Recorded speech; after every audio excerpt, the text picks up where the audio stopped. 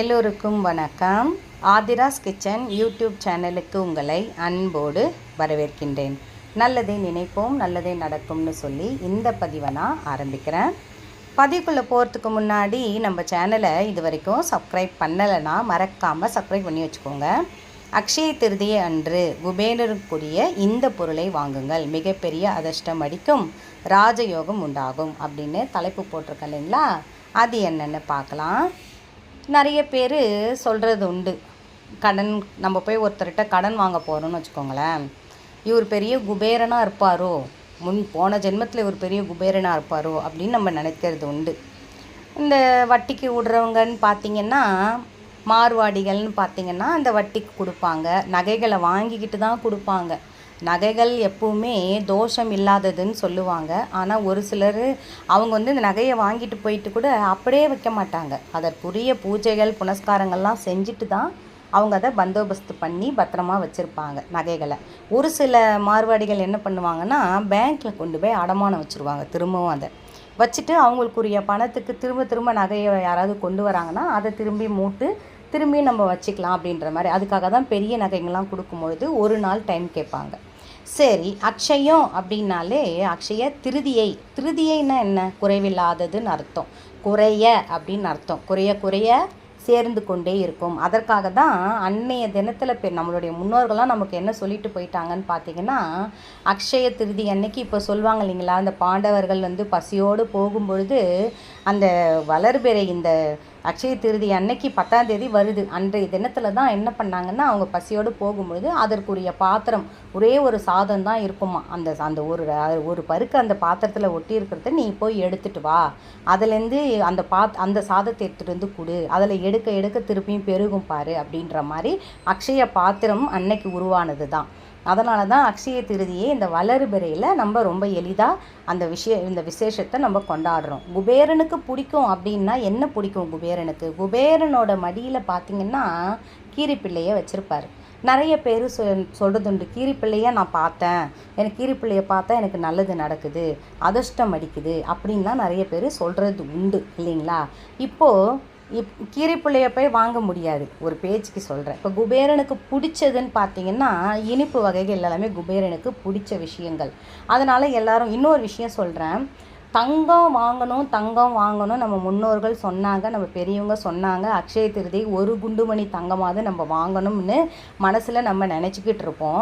ஆனால் ஒரு விஷயம் செய்யவே கூடாது, ஒருத்தவங்கிட்ட போயிட்டு கடன் வாங்கி அந்த தங்கத்தை நம்ம வாங்கவே கூடாது. அப்போது எப்பவுமே நம்மளுக்கு கடன் வாங்குற மாதிரி நம்மளை சூழ்நிலை உண்டாக்கிடும்.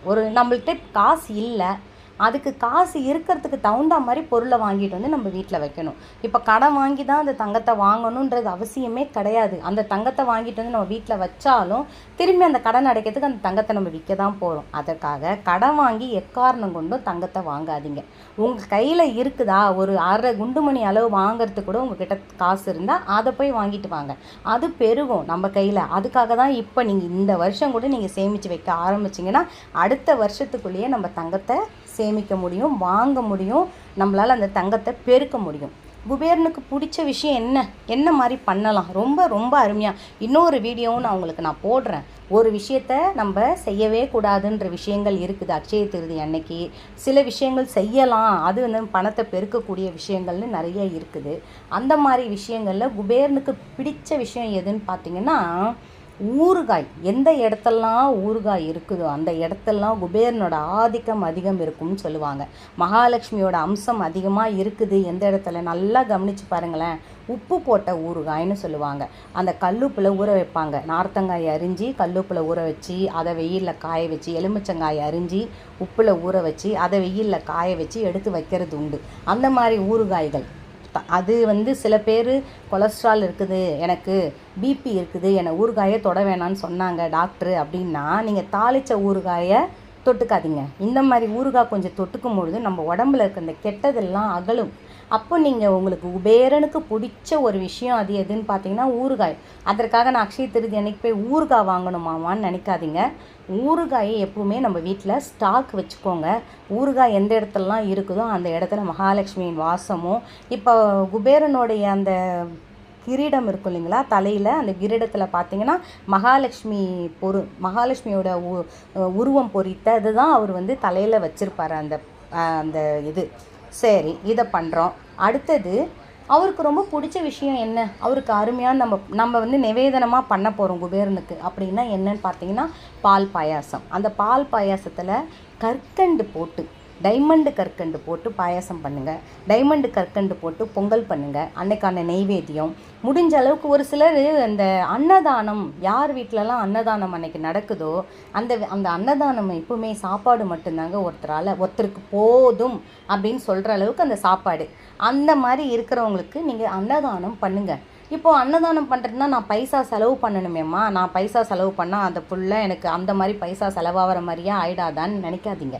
அது வந்து நல்லதுக்கு நம்ம செய்ய போகிறோம். ஒருத்தவங்க வயிறை நிரப்புறதுக்காக அன்னதானம் செய்ய போகிறோம். அதற்காக இதை செய்யுங்க. இன்னொன்று, கற்கண்டு, நெய், அப்புறம் வந்து சர்க்கரை, கல்லுப்பு இதெல்லாம் நீங்கள் வாங்கி பூஜை அறையில் வச்சு நெய்வேத்தியம் பண்ணுங்கள்.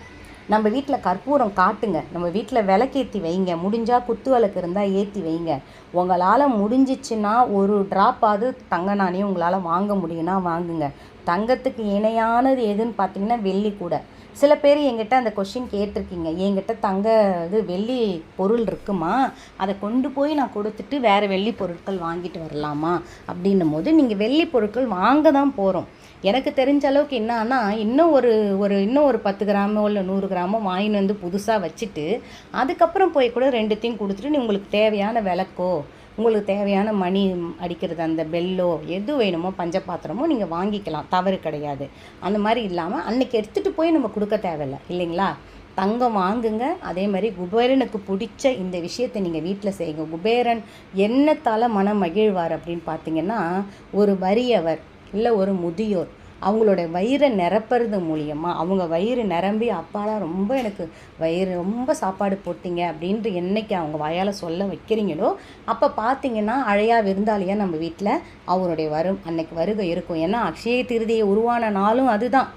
அன்னதானம் போட்டாங்க. அன்னதானம் தான் அன்னைய தினம் நம்மளால் முடிஞ்ச ஒரு அன்னதானத்தை நம்மளால் பண்ணணும். ஒரு தயிர் சாதம் என்பது அருமையான ஒரு அன்னதானம். இந்த வெயிலுக்கு உங்களால் முடிஞ்ச ஒரு தண்ணீர் பாட்டிலாவது வாங்கி அன்னதானம் பண்ணுங்கள். நம்மளுக்கு அதை செய்ய உங்களுடைய அபிவிருத்தி, உங்கள் வீட்டில் இருக்கிறவங்களுடைய பண வசதி, நம்ம வீட்டில் இருக்கிறவங்களுடைய அந்த ஆரோக்கியம் மேம்படும். நம்ம வீடு செல்வ செழிப்போடு இருக்கும்.